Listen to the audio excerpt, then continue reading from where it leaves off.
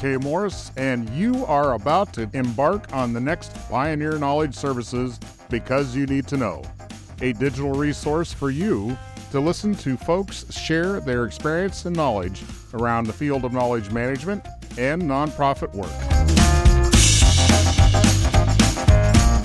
Adam Walker is sitting in Atlanta, Georgia, wondering what's going to happen next. And as we look at 2023 rolling out ahead of us, we got 11 months left.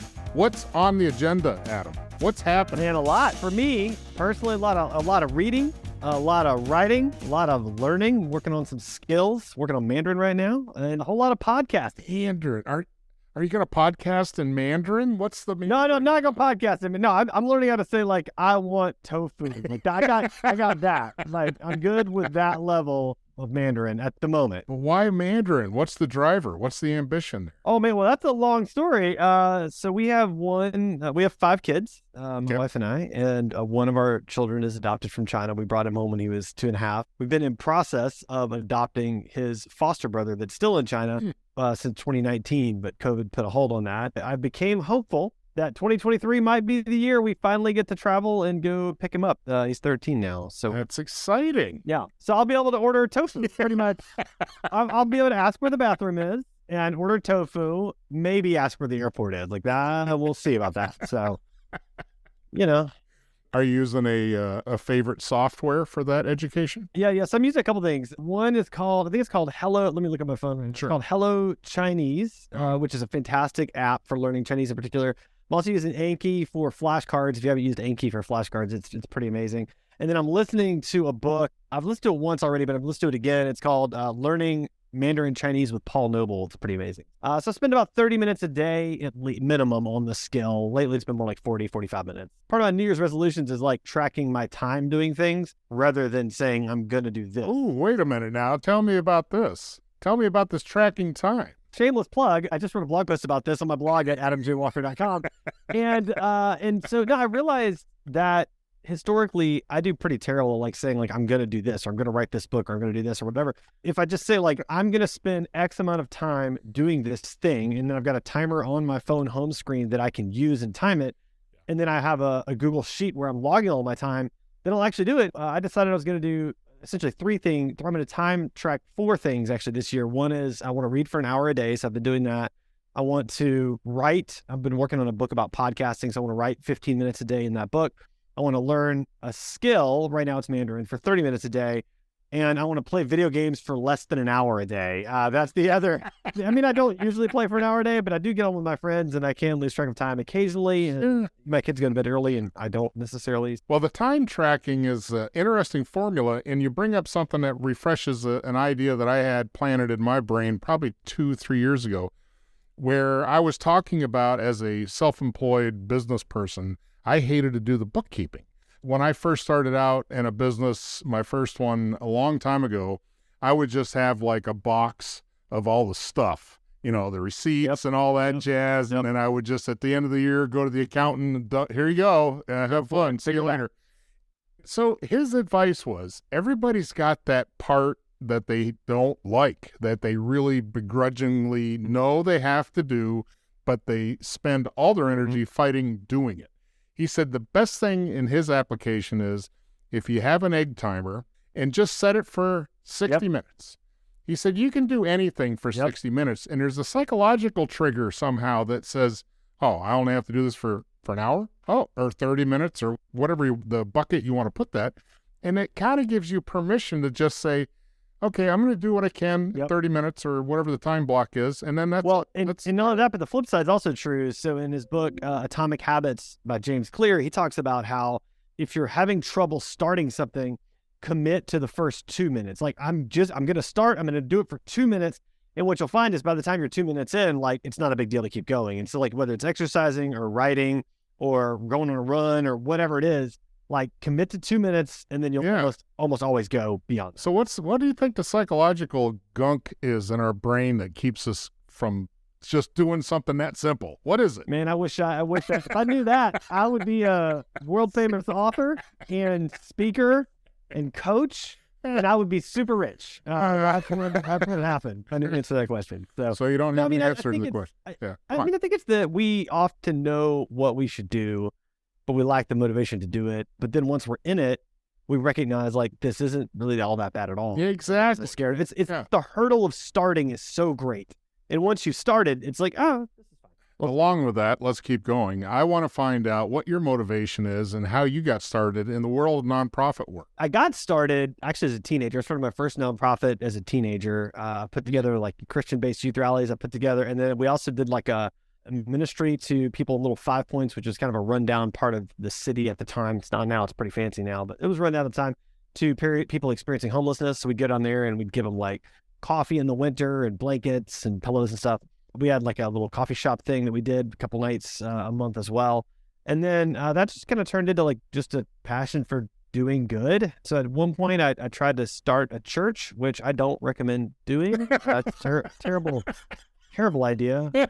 And I mean, look, people do it, and I got a great buddy that's been very successful at it. I was really, really terrible at it. And so, but I did that, and that sort of segued into my work in marketing, and then the marketing sort of did well, and that segued back into my work into nonprofits. And so why nonprofits, I think, is that I really like supporting people that are doing good in the world, that are trying to help other people, that are trying to really make a difference. I don't always want to be the person leading that nonprofit necessarily. Sometimes I do, but in general, I like supporting them a lot. You're in that supportive role, but where did that mechanism, where did it come from in you? I understand you were young and you started a nonprofit, but what was the indicator to you that you should even care?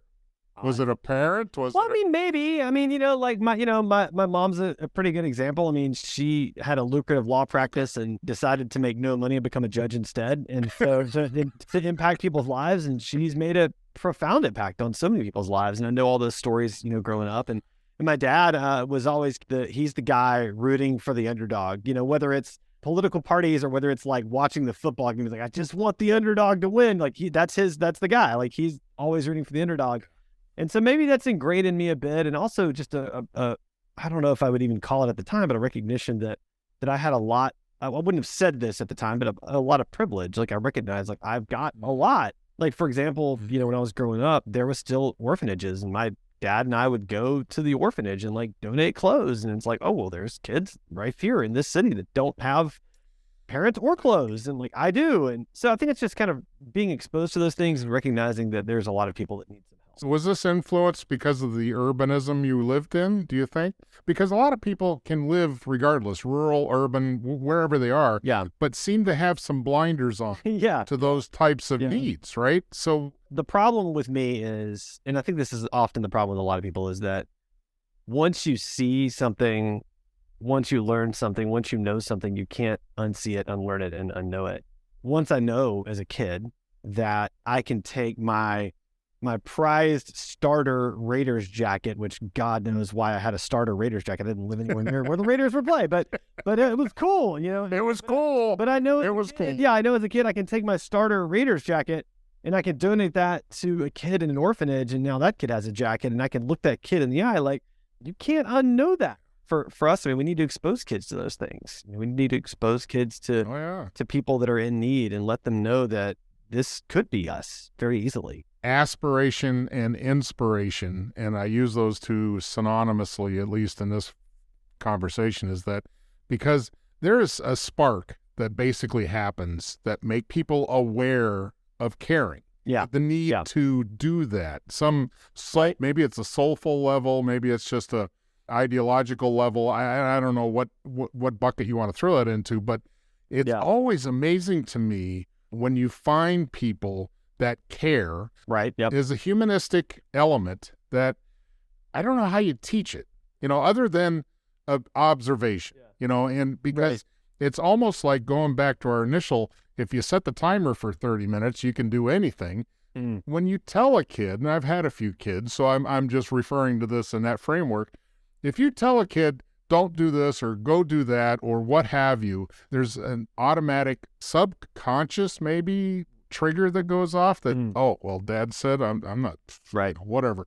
I'm sure that's not your case. Yeah, It's never, yeah, everybody's right. Yeah. I'm just really curious. How do you bring that to somebody's awareness to the point where the framework starts to sink in that maybe we should care for each other? That's a great question. I think about it in the context of my own kids. I'm not entirely sure I've done an amazing job of exposing them to things. Part of that's COVID-19. I mean, that sort of like put the kibosh on exposing them to a lot of things, including COVID at the time. Yeah. You know, but it has been on my mind recently, like, for example, to go down and spend some time in helping people that are unsheltered in downtown Atlanta. I've got a project I want to do, podcast related with people that are unsheltered, and I want to take some of my kids to see that and understand that. We try to travel with our kids, that they see things, they experiencing things, they understand that there's different ways of living. We took all the kids to China on a crazy trip in 2019. And, you know, like, you get exposed to a lot. Like, these people live very differently than we live, and they value things very differently than we do.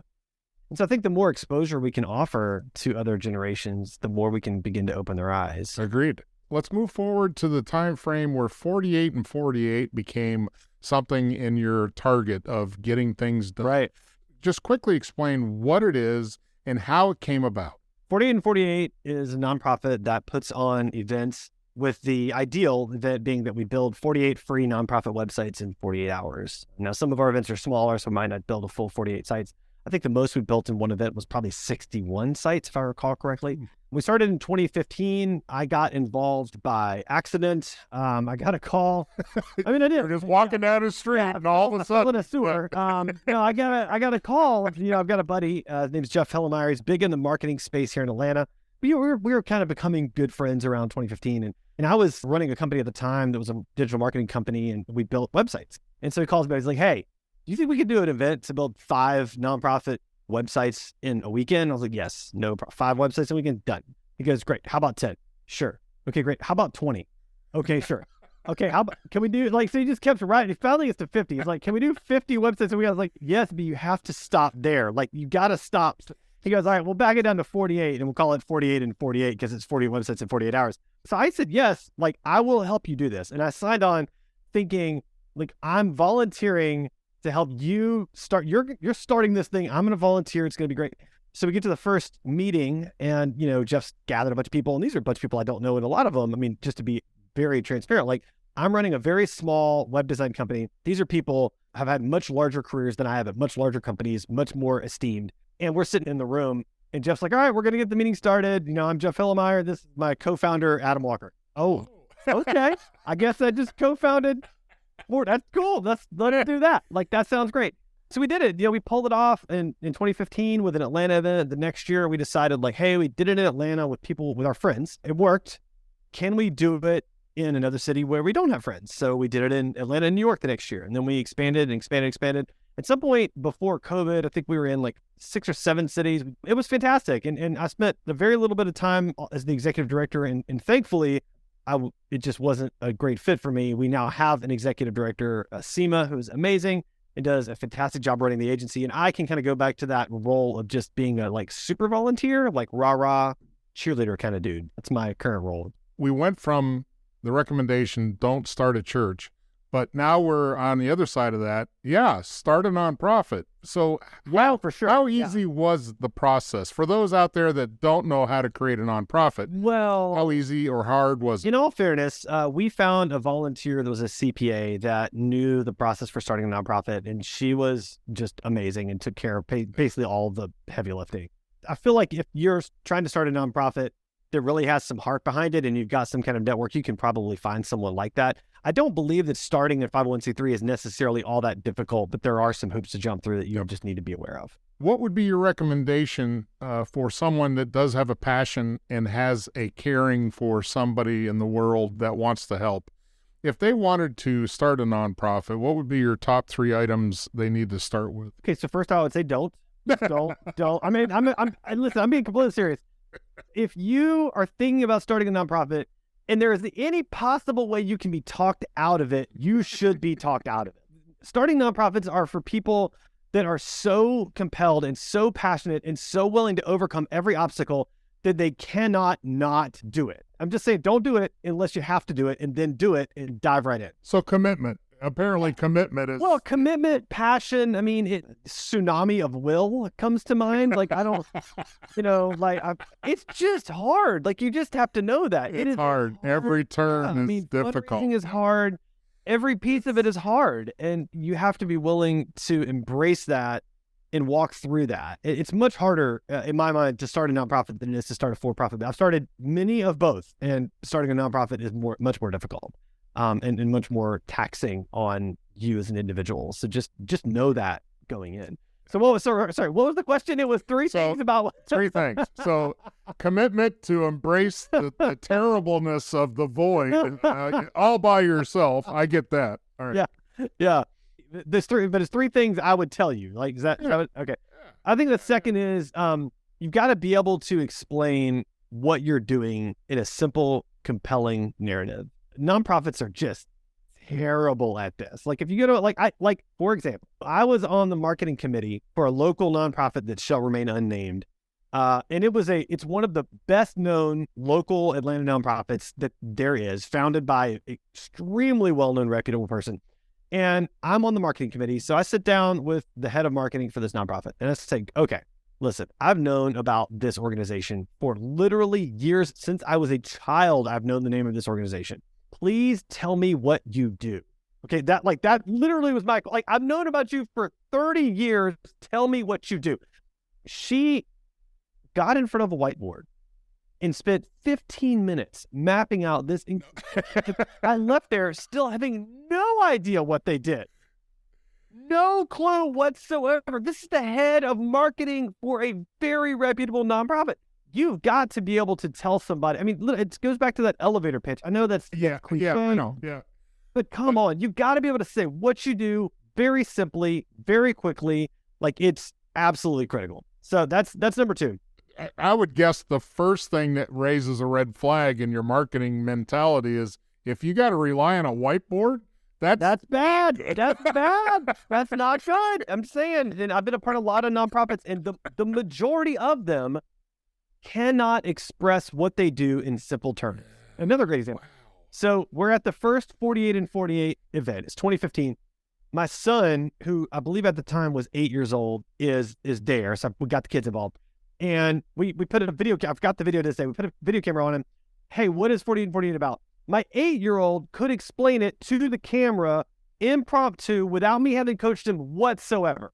He just heard me talk about it. He totally understood. If an 8-year-old cannot explain what you do, there is a problem and you need to reassess. I mean, that's all I'm trying to say. What was the name of the guy, the TV show where he would go in and revolutionize a restaurant from the ground up? Yeah. Now I know which one you're talking about. Yeah. But he would usually, big muscle guy, right? So he would usually start looking at the menu. And if you've got page after page after page of just all over the place food items, he's like, the first thing to do is make that simple.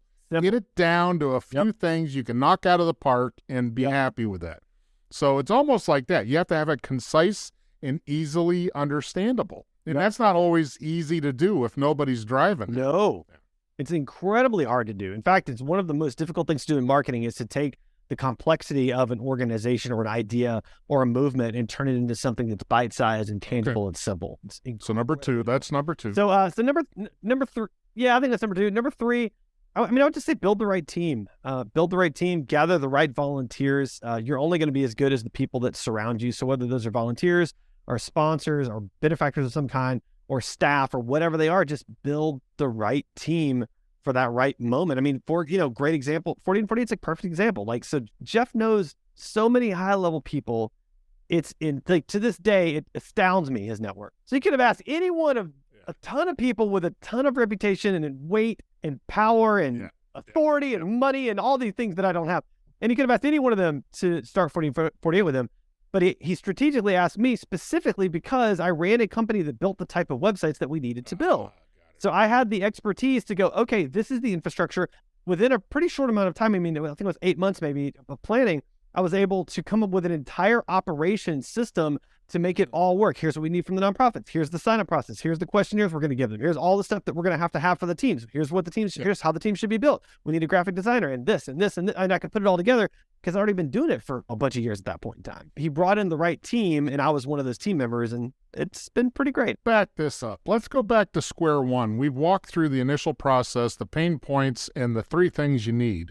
But I'm curious, how did he come up with the idea that that's what nonprofits needed? What was his needs analysis? I mean, I think it was experience. He had been a part of a bunch of nonprofit boards. We had this saying in early 48 and 48, like nonprofits have a habit of doing good, but not looking good. Your average nonprofit is doing just amazing work, like just unbelievable work. And their websites are just garbage. And the messaging is just and like nobody understands what they're doing. And he's looking at these websites, he's a part of these boards. He's like, this doesn't make any sense. It's like let's showcase the work. If you think about it, a website is kind of the foundational marketing messaging element that a nonprofit needs in order to succeed. It's essentially the first thing you've got to have, because it's what's going to allow you to be validated to the larger community. It's going to let them know that you are real and you exist in the world and this is what you're about. Well, stages of marketing 40, 50 years ago, you had to have a business card. Yeah, that's right. Yeah. Well, now the business card's really not that essential anymore because people are digitally connected, and that's where they go to go find out what you do. That's it. Yeah. We've tackled that. So what else you got?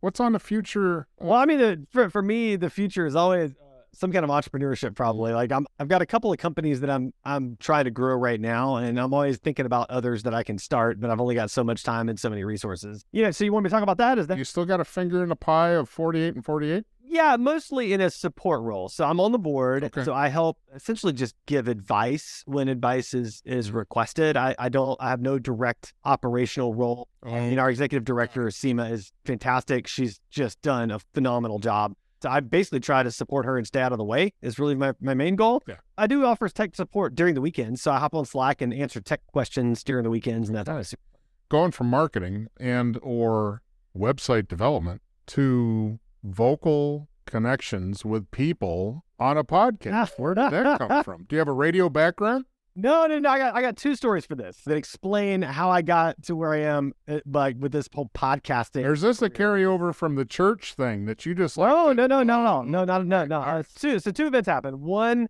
was, I believe, in 2015. I was meeting up with my friend Sanjay Parekh. Sanjay is one of those people that you sort of want to be in his orbit. You know, like there's certain people in your life and you're like, oh, they're successful. They've done amazing things. I need to like be around them. So like some of that'll like rub off, like wash off. So Sanjay falls in that category. So I would hit him up every like 6 months, like, hey, let's have coffee. And he was kind enough to say yes. And so one of those 6 months, he said, hey, I'm doing this incubator. Come and check it out. It's a tech incubator. So I went and checked it out. We're doing the tour. He points to this room and he goes, well, let me show you the professional podcast studio. Let me show you that. So we look at the podcast studio, and then he kind of offhand says, you know, I've got this podcast studio and I'm running this incubator. I really should have a podcast. I'm like, I will help you run a podcast. Let's do a podcast together. And he goes, okay. So on a whim, we started that. It became Tech Talk Y'all. I think we're on episode like 267. It's a weekly technology news podcast. And it's Sanjay and I just talking about what happened this week in tech news, just cracking each other up. Like I never laugh harder than I laugh when I'm recording podcasts. It's the greatest thing ever. That kind of got me going in podcasting. So then I'm trying to grow my digital marketing agency, and I'm thinking, you know, podcasting is growing, and I want to have more clients. At the time, my goal, I want to have more clients are nonprofits and you know, ideally larger nonprofits. How can I get in front of those nonprofits? Well, I decided I'm going to start a podcast about nonprofit marketing where I'm going to interview high-level nonprofit marketers about nonprofit marketing, and the target audience is also nonprofit marketers. So I'm interviewing my target market and the content's for my target market, and it's amazing. And so in doing that, somehow I started reaching out to all of these large nonprofits, and I reached out to Susan G. Komen's head of marketing and actually got a response, which was like the most amazing day ever. And I'm like, this is fantastic. So I interview Komen's head of marketing. At the end of the year, she goes, Adam, can we talk for a few more minutes? I'm like, yes, let's talk some more. Let's be best friends. Yes. Can we be buddies? Yeah. You know, like, yes. She goes, you know, we've been thinking about doing a podcast for Komen. Can you help us with that? And can you host it? Yes, I can. Now, and it's one of the best things I've ever done personally and in my career. It's one of my absolute favorite things because I interview all these people about these amazing stories related to breast cancer and hopefully inspire some hope, some compassion in the community. So then fast forward again to 2019, and my digital agency did pretty well, and we got acquired and wrapped up into a larger agency. Then COVID hit. I left that larger agency, and I did some nonprofit CMO stuff, which was really fun, and I really enjoyed that. I did that 4 days a week. I needed a 1 day a week gig, and I was like, I'm going to do podcasting as a business because I really like it, and I think I'm pretty good at it, and I'm going to offer this as Earth. And so I started doing more and more and more of that. And then in 2022, that became my full-time thing. And now Sanjay and I are partners at Edgewise Media, and it's fantastic. So what I want to point out here is, in this historical perspective, what I heard was an opportunity popped you in the face and you said, hell yeah, let's do that. Yeah, I'll do it. Right. It's just like that with 40 and 48, right? It's like, yes, I will do that. So let's talk about that personality, either plus or flaw. I don't know how you want to call that yet, but it's both. Let's say yes to thinking that I shouldn't say yes to for sure. Like I'm picking up some giant movie back. Why did I say yes? I'm pretty sure I had a family wedding this weekend. Yeah, that's right. I need to get out of here. I got to go to Denver right now. So yeah. That spark of seeing possibilities that overcomes an internal mechanism of either fear or those people behind in your memory that say, oh, you shouldn't be doing this, or, right. Yeah. Where does that balance come to be able to look and see and be aware that, hey, this could be something? Bring that up because I'm very much like that. I think it's genetic myself. Yeah. Because opportunity is something that it doesn't always have to be cognitive. It's almost like an emotional, like, oh, yeah, you can feel the juice, right? So what is that for you? I think there's a couple things. The first is, a part of my personality is, oh, you say I can't do that? Watch me. And so, like, that's part of why I started a nonprofit as a